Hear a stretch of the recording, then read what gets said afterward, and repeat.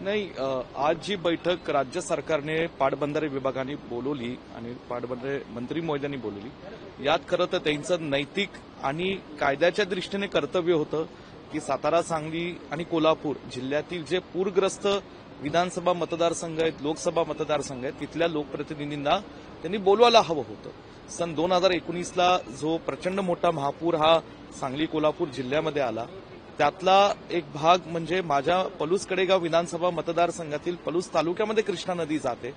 जवळजवळ 35 ते 40 हजार लोक हे त्या सन 2019च्या महापुराने प्रभावित झाले होते. राज्य सरकारची यंत्रणा येण्यापूर्वी स्वतः व्यक्तिगत माझ्या स्तरावर आणि माझ्या कार्यकर्त्यांच्या बळावर तिथे लोकांना मदत कार्यासाठी प्रचंड मोठं काम मी आणि आमचे विशालजी पाटील यांनी आम्ही केलेलं होतं. आणि अशा पूर परिस्थिती तिथं माझ्याकडे दुर्दैवाने एक बोटीची घटना ब्रह्मनाळ गावात घडली. 17 आम्ही मदत केली राज्य सरकारची मदत येण्यापूर्वी. असं एवढं सगळी घटना घडत असताना गेले 5 वर्ष 2021ला सुद्धा पूर परिस्थिती होती. त्यावेळेस तत्कालीन मुख्यमंत्री उद्धव ठाकरे साहेबांनी सुद्धा सांगली जिल्ह्याचा आणि माझ्या पलूस तालुक्यातल्या कृष्णा नदी काठ ह्याचा दौरा केला होता. याच्यावर 5 वर्ष सातत्याने विधिमंडळात विधानसभेत मी आवाज उठवतोय. आमचे खासदार विशाल पाटील हे लोकसभेत या ठिकाणी या बाबतीत लोकांची भावना लोकसभेमध्ये पूरग्रस्त लोकांची भावना मांडत आहे. अशा परिस्थितीत सुद्धा आम्हाला बोलवायचंच नाही.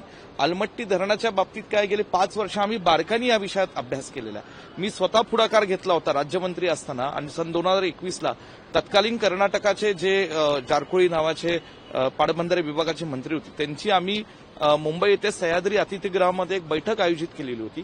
त्या बैठकीमध्ये असं ठरलं होतं की येणाऱ्या काळामध्ये अलमट्टी धरणाची उंची वाढवण्याच्या आधी दोन्ही सरकारची चर्चा होती, संवाद साधला जाईल आणि तांत्रिकदृष्ट्या पुराचा पुन्हा फटका आपल्या सांगली आणि महाराष्ट्राच्या जनतेला, कोल्हापूरच्या जनतेला सोसू नये याची काळजी घेतली जाईल. पण प्रत्यक्षपणे तसं केलेलं दिसत नाही आणि आज आम्हाला बैठकीला न बोलवून कुठेतरी पक्षपात करण्याचं अत्यंत चुकीचं काम हे सरकारने केलं असं मला आमची भावना आहे.